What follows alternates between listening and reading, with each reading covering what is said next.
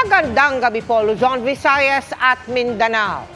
Umurong ang isa sa mga local partner ng Miru System, ang supplier ng automated counting machine para sa election 2025. Yan ay matapos sitahin ng COMELEC dahil natuklasang konektado sa ilang posibleng tumakbo sa local at national elections. Sa gitna nito, may tiniyak ang COMELEC kaugnay ng integridad ng eleksyon. At nakatutok live si Sandra Aguinaldo. Sandra, tuloy naman ang eleksyon, ano? Yes, Bel, Vicky, Emil, ngayong araw po na ito ay inanunsyo nga ng COMELEC ang pag-withdraw ng St. Timothy Construction Corporation. Ito po yung isa sa mga local partners ng Miru Systems na naatasan naman na mag-supply ng ating automated counting machines na gagamitin sa halalan. Ang St. Timothy Construction Corporation po ay isa sa tatlong local partners ng Miru na magsusupply nga ng ACM na gagamitin sa eleksyon 2025. Ito po ay matapos malaman ng COMELEC na may ilang personalidad, actually ang sinasabi nila ay may-ari na konektado sa St. Timothy na maaaring tumakbo sa local at national position. Agad daw ipinarating ng COMELEC sa St. Timothy na hindi nila papayagan na ma-question ang integridad ng halalan. At bilang reaksyon naman dito ay ngayong araw nga po nag-withdraw na daw ang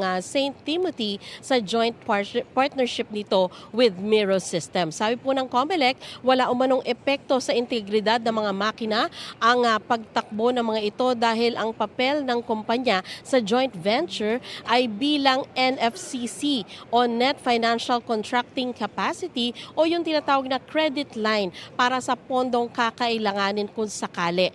Narito po ang pahayag ni COMELEC Chairman George Erwin Garcia. Yung St. Timothy ay official nang nag-withdraw sa mismong partnership, sa mismong joint venture. Ini-inform tayo na tinanggap na ito ng dalawang natitira pa na partners doon sa joint venture.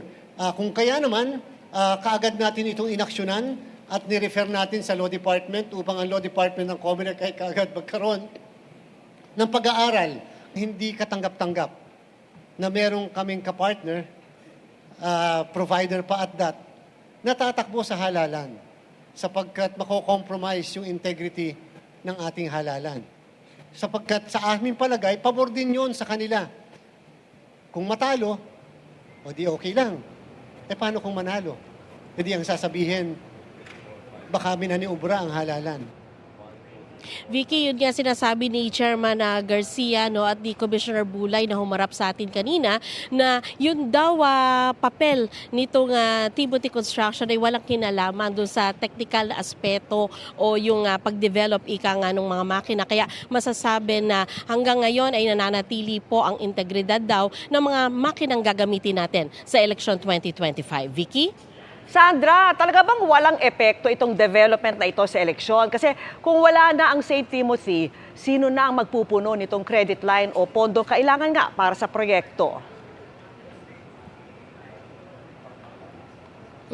Vicky, yun nga na mabuti na itanong din namin yung tanong na yan kay Chairman Garcia kanina at kanya sinasabi na may mga ibang options pa naman kasi ito daw St. Timothy ay tinatawag lamang na yun ng NFCC nga, credit line. Ibig sabihin, hindi naman eksaktong sila talaga yung nagpopondo nung buong production ng mga makina. At sa estimate nga ni Commissioner Bulay ay nasa 2% lamang umano yung participation nito dun sa nagaganap na production ngayon ng machines at itong buong kontrata bilang paghahanda sa eleksyon. Pero at the same time, Vicky, sinasabi ni Chairman Garcia na meron naman ding pwedeng ihanda na pwede pang pagkukunan ng pondo kung kakapusin yung meron pa kasing dalawang local partners itong Miru at sinasabi nila kung hindi pa kaya, meron pa namang ibang paraan. Gaya halimbawa na babanggit kanina ni spokesperson attorney John Rex Laudianco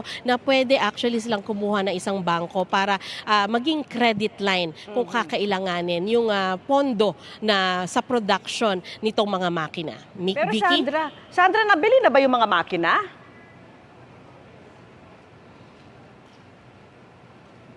Sa ngayon, Vicky, ang sinasabi sa atin ng COMELEC at gayon din ng Miro Systems ay nasa yung 50% ng mga makina ay tapos na at syempre inaantabayanan kasi parang in tranches ang delivery niyan hanggang Disyembre, kaya ang sinasabi ay magpapatuloy yan at hindi daw maaantala. Vicky?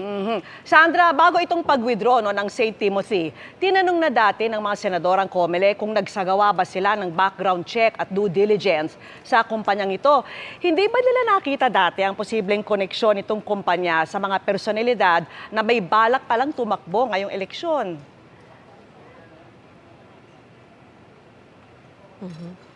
Actually, Vicky, ang sinasabi nila, no, kasi natanong din natin kanina, na parang na-foresee ba o wala bang pahiwatig man lang silang nakita na may plano pala sa eleksyon yung ilan sa may-ari ng St. Timothy. Pero ang sinasabi nga nila ay noong mga panahon naman, kasi matagal na rin naman nagsimula, no, yung bidding para dito sa mga makinang gagamitin natin. Sinasabi nila ay wala namang pasabi o wala namang palatandaan at maaring wala pa ring desisyon ng mga panahon na yon yung kaugnay sa pagtakbo nila. At the same time, may sinasabi sila, Vicky, kanina, no, na hindi daw bahagi ng mga papeles o yung tinatawag nating incorporation papers nitong St. Timothy, yung personalidad na sinasabing maaring tumakbo sa eleksyon. Pero yung bahagi na yan, Vicky, ay hindi pa ganap na naipapaliwanag ng COMELEC. Kaya antabayanan pa natin, no, yung mga susunod pa nilang mga pahayag tungkol sa issue na ito. Vicky?